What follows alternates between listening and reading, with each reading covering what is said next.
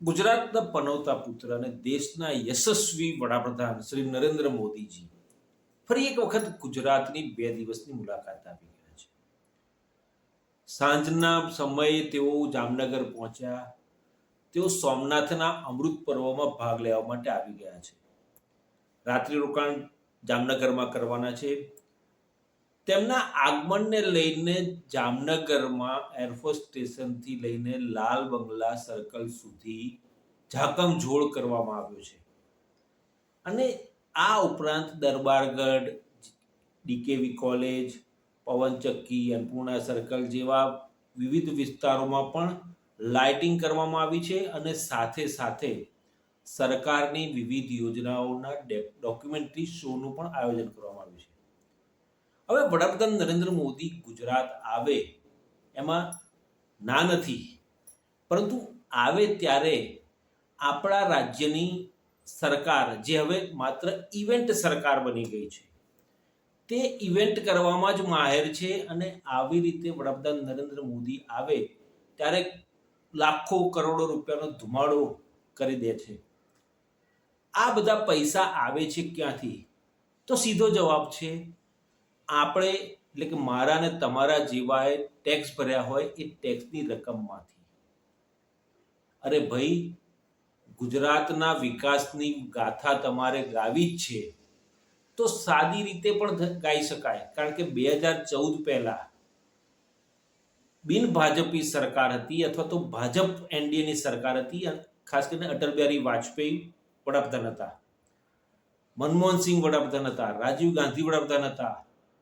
ગુજરાતમાં વિકાસના કાર્યો થતા હતા, પરંતુ આટલી ઝાકમઝોળ કે આ રીતે વડાપ્રધાન પોતે જે રાજ્યમાં જાય અને ત્યાં આગળ લોકાર્પણના કાર્યક્રમોનું આયોજન કરે અને એની પાછળ રાજ્ય સરકાર કરોડોનું આંધણ કરે, આવું ક્યારેય જોયું નથી. પરંતુ 2014માં આપણા ગુજરાતના પનોતા પુત્ર નરેન્દ્રભાઈ મોદી જ્યારે ખુરશી પર બેઠા અને પછી તેમણે જે આખું, જ્યારે તેઓ મુખ્યમંત્રી હતા ત્યારે જે પ્રકારનું ગુજરાતમાં ઇવેન્ટ મેનેજમેન્ટનું કામ કર્યું અને સરકારી તંત્રને એક ઇવેન્ટ ઓર્ગેનાઇઝર તરીકે બનાવી દીધું.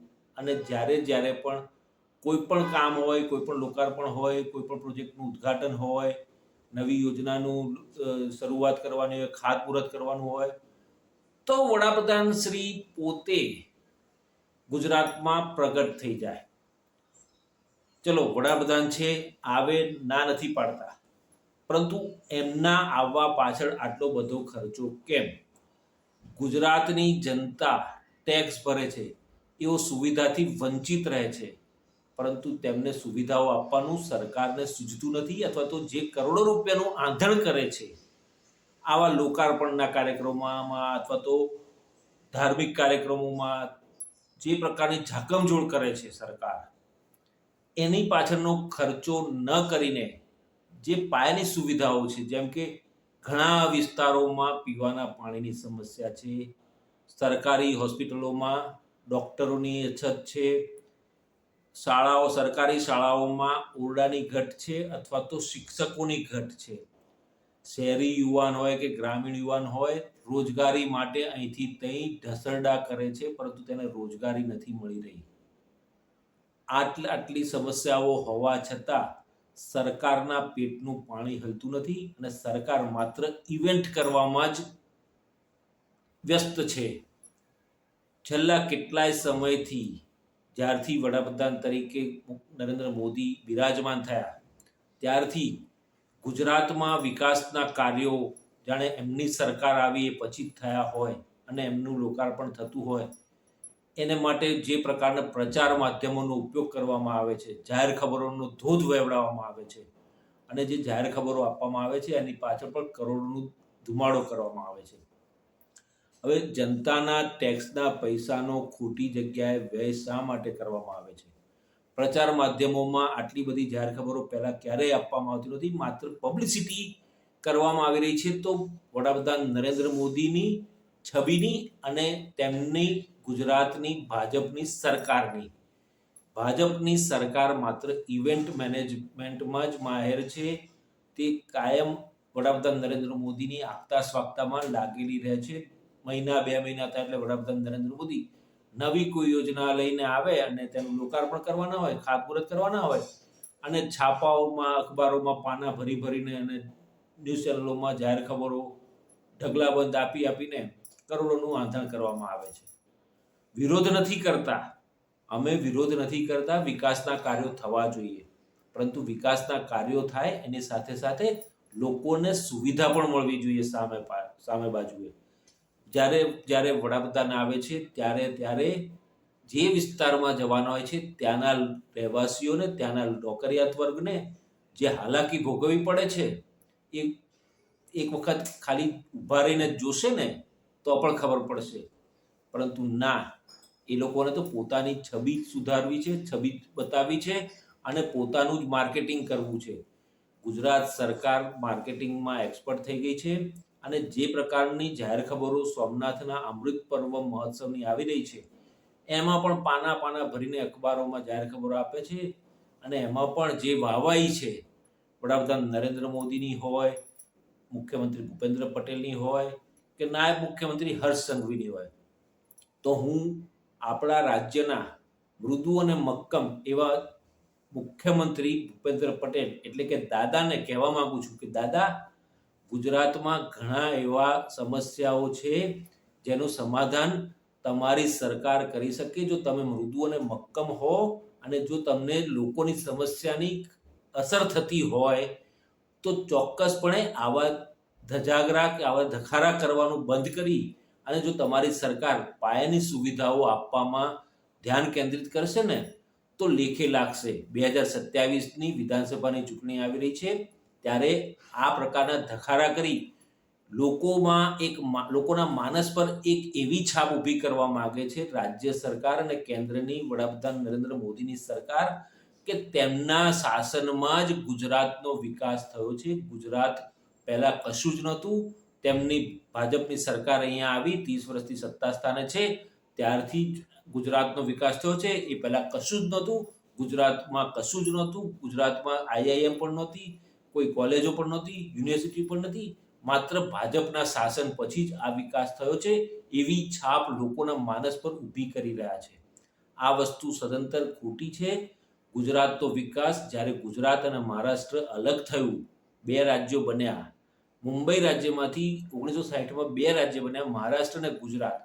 ગુજરાતનો વિકાસ નિરંતર થતો જ હતો અને થતો જ રહેશે. પરંતુ જે પ્રકારે ભાજપની સત્તા છે કેન્દ્રમાં અને રાજ્યમાં અને આ ઇવેન્ટ મેનેજમેન્ટની સરકાર માત્ર ને માત્ર પ્રજાના પૈસે ધુમાડા કરી અને પ્રજાના પૈસાનો ધુમાડો કરી રહ્યા છે અને જે પ્રકારનું આયોજન અને જે પ્રકારનું ઉત્સવ માણી રહ્યા છે, ઉત્સવ કરી રહ્યા છે. કારણ કે જ્યારે વડાપ્રધાન આવે ત્યારે જે શહેરમાં કે જે વિસ્તારમાં જવાનો હોય ત્યાં ઉત્સવી માહોલ ઊભો કરી દેવામાં આવે છે. મોટા મોટા ડાયરાઓ આયોજન કરવામાં આવે છે, સભાઓ યોજવામાં આવે છે. સભાઓમાં ગામડેથી લોકોને લાવવામાં આવે છે અને એના માટે એસટી બસો ભાડે લેવામાં આવે છે. હવે એસટી બસ ભાડે લે છે અને એસટી બસનું કે સિટી બસ ભાડે લે છે એનું ભાડું ચૂકવે છે કે નહીં એ આપણે તો કોઈ જાણતા નથી. પરંતુ જે સુવિધાઓ પ્રજાને મળવી જોઈએ એ સુવિધાઓ એ સમયે પ્રજાને મળતી નથી અને આ રીતે સરકારી ઇવેન્ટમાં, વડાપ્રધાન નરેન્દ્ર મોદીના ઇવેન્ટમાં લોકોને લઈ જવામાં પૂરી પાડવામાં આવે છે અને પ્રજા વલખા મારતી હોય છે. સરકાર તો એવું જ ઈચ્છે છે કે પ્રજા જાય ભાડમાં, અમે તો અમારો જલસો કરીશું, અમારી ઇવેન્ટો કરીશું અને અમારી છાપ લોકોમાં એવી ઊભી કરીશું કે 2027ની વિધાનસભા ચૂંટણીમાં અમે સ્પષ્ટ બહુમતી સાથે એટલે કે 182 બેઠકો છે બધી જ બેઠકો જીતી જઈએ અને વિપક્ષનું નામો નિશાન ન રહે એવી મનસા સાથે જ ભાજપ સરકાર અત્યારે વર્તી રહી હોય એવું લાગે છે. દોસ્તો, તાજેતરમાં જ સ્થાનિક સ્વરાજ્યની ચૂંટણી પૂરી થઈ. મારે વડાપ્રધાન નરેન્દ્ર મોદી, મુખ્યમંત્રી ભૂપેન્દ્રભાઈ પટેલ અને નાયબ મુખ્યમંત્રી હર્ષ સંઘવીને એટલું જ પૂછવું છે કે સ્થાનિક સ્વરાજ્યની ચૂંટણીમાં જે વોર્ડમાંથી ભાજપને મત નથી મળ્યા એવા ઘણા વોર્ડ છે જ્યાં ભાજપને મત ઓછા મળ્યા છે અને એ જિલ્લા કે તાલુકા પંચાયત કે નગરપાલિકા કે કોર્પોરેશનમાં ભાજપ સત્તા સ્થાને આવ્યું છે, ત્યારે ભાજપના સત્તા પર આવવાને સાથે જ ત્યાંના ચૂંટાયેલા કાઉન્સિલર્સ એવું કહી રહ્યા છે કે આ વોર્ડમાંથી આ વિસ્તારમાંથી આપણને મત નથી આપ્યા, તેમને પાણી આપવામાં નહીં આવે, પાણી માટે ફરિયાદ પણ નહીં કરવી અને ફરિયાદનો નિકાલ પણ નહીં થાય, કારણ કે આપણને મત આપ્યા નથી. શું આ જ છે તમારી રાજનીતિ? શું પ્રજા મત ના આપે એટલે તમારે એ લોકોને પાયાની સુવિધાથી વંચિત રાખવાના? શું તમારી સરકાર કે તમારો પક્ષ આવા ચૂંટાયેલા કાઉન્સિલર સામે પગલાં ભરશે? પ્રજા પૈસા ટેક્સ રૂપે ભરે છે ત્યારે સુવિધા પણ ઝંખતું હોય છે. જો પ્રજા ટેક્સ ભર્યા પછી પણ એને સુવિધા ન આપવામાં આવે, એને પીવાના પાણીની વ્યવસ્થા ના કરવામાં આવે, તેને સારો રસ્તાના સગવડ કરવામાં ના આવે, જાહેર માર્ગ વાહન વ્યવહારની પણ વ્યવસ્થા કરવામાં ના આવે, યોગ્ય આરોગ્ય વ્યવસ્થા કરવામાં ના આવે, યુવાનોને રોજગારી આપવામાં ના આવે, તો શું ભાજપને મત આપે તો જ તે લોકોને ફાયદો થશે? તેમને મત ના આપે તો તેમને ફાયદો નહીં થાય?